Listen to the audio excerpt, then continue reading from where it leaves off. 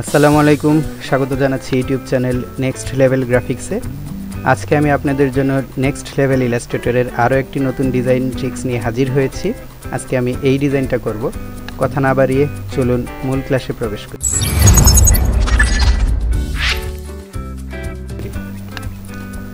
খুব সহজ এবং সুন্দর একটি ডিজাইনটি করতে যদিও খুবই কম সময় লাগে, বাট গ্রাফিক ডিজাইনের বিভিন্ন টুলস সম্পর্কে আপনার ভালো যদি ধারণা থাকে তাহলে এত সুন্দর সুন্দর ডিজাইন আপনারা খুব সহজে করতে পারবেন। তো কথা বলতে বলতে ডিজাইনটা করার জন্য আমি একটা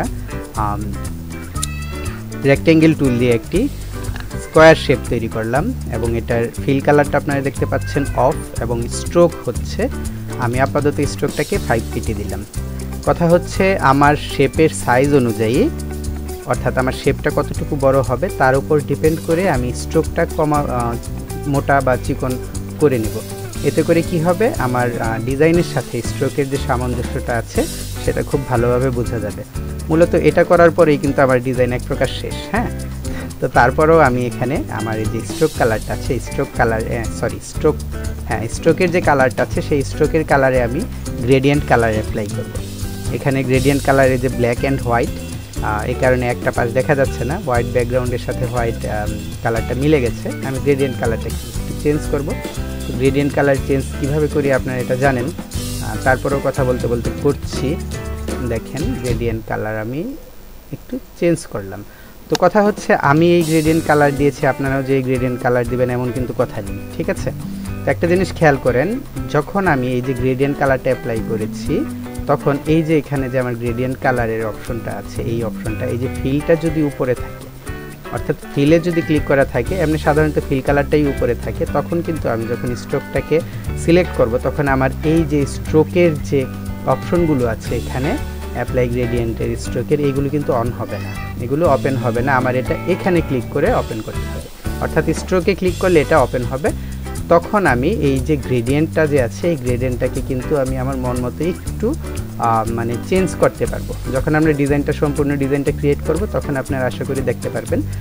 গ্রেডিয়েন্ট কালারের ক্লাস যেদিন আমি নিয়েছি সেদিন এই জিনিসটা আসলে বলতে ভুলে গিয়েছিলাম। এই কারণে আমি বলি যে কোনো ভিডিও সবসময় আপনারা ফুল দেখবেন, কোথায় কোন জিনিস বাদ পড়ে যায় এবং কোন ক্লাসে কোন জিনিস এসে যায় এটার কোনো গ্যারান্টি নেই। হ্যাঁ, তারপর আমরা এই শেপটাকে সিলেক্ট করব, ইফেক্টে যাব, ইফেক্টে গিয়ে সিম্পলি ডিস্টর্ট অ্যান্ড ট্রান্সফর্ম এবং ট্রান্সফর্ম।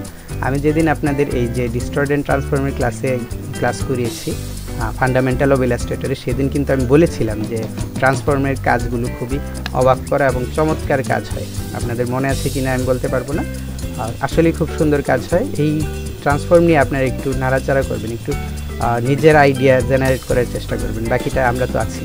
তো দেখেন আমি কিন্তু এখানে কি করলাম, এই যে আমার স্ট্রোকটা, যেটা আমি স্ট্রোক দিয়ে যে শেপটা নিয়েছি সেই শেপটা সিলেক্ট করে স্কেলটা হরিজন্টাল এবং ভার্টিক্যালি 90% করে দিয়েছি আপাতত।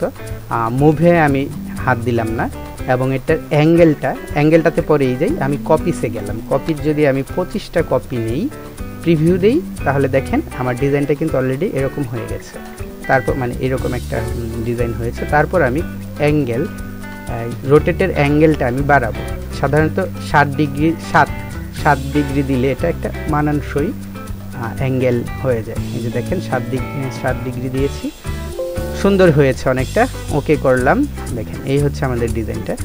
এখন আমি এটাকে কি করব, আমি এটার অ্যাঙ্গেলগুলো কর্নারগুলো রাউন্ড করে দিব, রেডিয়াস। দেখেন কত চমৎকার ডিজাইন হয়ে গেছে। এখন যদি আমি এই যে স্ট্রোকের যেটা বলেছিলাম যে আমরা স্ট্রোকের গ্রেডিয়েন্ট অ্যাপ্লাইটা করব, যে এটা দিয়ে দেখি এটা এমন দেখা যাচ্ছে, এবং সর্বশেষ ডান পাশেরটা অ্যাক্রস স্ট্রোক এটা দিই, দেখেন এটা চমৎকার হয়েছে, তাই না? এটার ব্যাকগ্রাউন্ড যদি আমি পিছনে অন্য কোনো কালার ব্যাকগ্রাউন্ড দিই, তো ব্যাকগ্রাউন্ডের জন্য 500 পিক্সেল, যেহেতু আমার আর্টবোর্ডটা 500 পিক্সেল, এই কারণে 500 পিক্সেল বাই 500 পিক্সেলের একটা ব্যাকগ্রাউন্ড, একটা স্কোয়ার শেপ নিলাম, স্ট্রোক অফ করে দিলাম, এবং এটার ফিল কালারটাকে আমি যে ফিল কালার এখান থেকে ডাবল ক্লিক করে সরাসরি ব্ল্যাক দিয়ে দেব। ওকে, হোয়াইট হলো কেন? সম্ভবত এই হোয়াইট হওয়ার কারণটা হচ্ছে কি, আমি যখন এখানে ক্লিক করবো, এই যে এখানে ক্লিক করে যদি আমি সরিয়ে ফেলি, হ্যাঁ, ওকে করার সময়, তাহলে এটা হোয়াইট হয়ে যাবে। তো অ্যারেঞ্জ সেন্ড টু ব্যাক, এটাকে ব্যাকে পাঠিয়ে দিলাম এবং এটাকে আমি অ্যালাইন থেকে টোটাল সেন্টার অ্যালাইন করে দিলাম এবং এই ডিজাইনটাকেও আমি অ্যালাইন থেকে সেন্টার অ্যালাইন করে দিলাম। এখন একটু বড় করি, দেখেন ডিজাইনটা কত চমৎকার দেখা যাচ্ছে, তাই না? তো গ্রেডিয়েন্ট কালার যদি আপনার এটা পছন্দ না হয়, আপনি অন্য কোনো গ্রেডিয়েন্ট অ্যাপ্লাই করে দেখতে পারেন কেমন দেখা যায়। এই যে এই গ্রেডিয়েন্টটা আমি অ্যাপ্লাই করলাম, বা এটা যেই কোনো গ্রেডিয়েন্ট আপনারা অ্যাপ্লাই করে দেখতে পারেন কেমন দেখা যায়। আমি এটাকে ট্রায়াঙ্গেল শেপ দিয়ে করেছি, আপনার ট্রায়াঙ্গেল শেপ দিয়ে, সরি এটাকে আমি রেক্ট্যাঙ্গেল শেপ দিয়ে করেছি। আপনারা অন্য কোনো শেপে ট্রাই করতে পারেন, ট্রাই করে দেখতে পারেন কেমন দেখা যায়। আমি এখানে যেই অ্যাঙ্গেলটা দিয়েছিলাম, রোটেটের অ্যাঙ্গেলটা দিয়েছিলাম 7 ডিগ্রি, আপনার 7 ডিগ্রি না দিয়ে আর একটু বাড়িয়ে বাড়িয়ে দেখতে পারেন। এই কাজগুলো বাড়িতে করবেন, যত বেশি বাড়িতে এই কাজগুলো প্র্যাকটিস করবেন তত বেশি আপনারা এক্সপার্ট হবেন। তো আরও একটা ডিজাইন যদি আমি এখন করি, এটা থাক, এটা এখানেই থাক। আর একটা ডিজাইন বলতে আমি জাস্ট একটা রাউন্ড শেপের একটা ডিজাইন করতে চাচ্ছি। যে রাউন্ড শেপের একটা ডিজাইন করলে কেমন দেখা যায়, আমি ইলিপস টুল নিলাম আর একটু বড় করলাম। রাউন্ড শেপেরটা আসলে অ্যাঙ্গেলটা ভালো দেখা যাবে না, তো রাউন্ড শেপের জন্য আমার যেটা নিতে হবে সেটা মুভ, যেটা নিতে হবে রাউন্ড শেপের জন্য সেটা মুভ নিতে হবে। আগের সরি গ্রেডিয়েন্ট কালারটা আগেরটা দেই, আগেরটা কোথায়, আগের গ্রেডিয়েন্ট কালারটা আমি আই ড্রপার দিয়ে এখান থেকে পিক করে নিলাম। এটাও তো ওই গ্রেডিয়েন্টই। আচ্ছা যাই হোক, আমি এখান থেকে এটাকে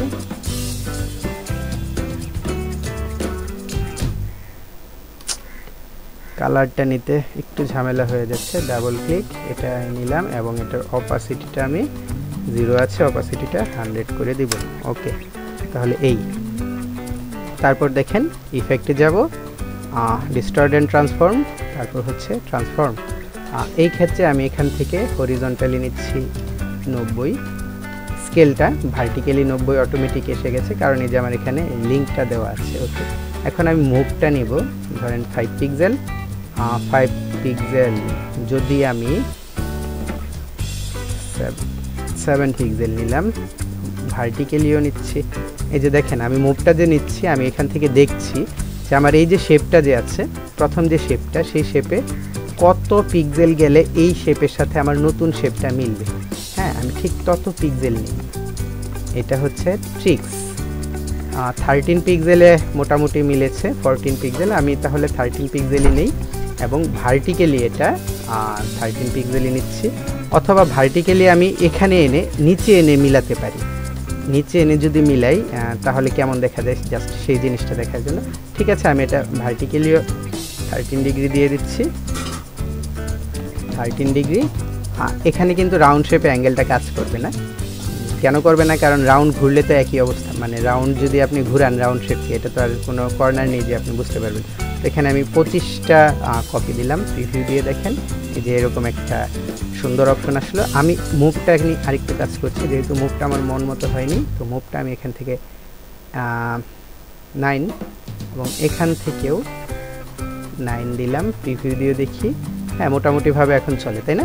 তো ওকে দিলাম। দেখেন এইভাবে আপনারা কি বলে এটাকে, মুভটা, তারপরে স্কেলিংটা, তারপরে হচ্ছে আপনার এখানে যে রোটেশন আছে, এগুলিকে আপনারা একটু ভালোভাবে দেখবেন। আশা করি একটু কম বেশি দেখে একটু বুঝে তারপর করার চেষ্টা করবেন ডিজাইনগুলো, তাহলে আপনারা নিজেরা যত বেশি প্র্যাকটিস করবেন এটা আপনাদের জন্য তত বেশি ফলপ্রসূ হবে। শুধুমাত্র দেখলেই তো আর একটা ক্লাস দেখলেন এবং ক্লাসটা মনে ধরলো তাহলেই হবে না, আপনাদের অবশ্যই প্র্যাকটিস করতে হবে।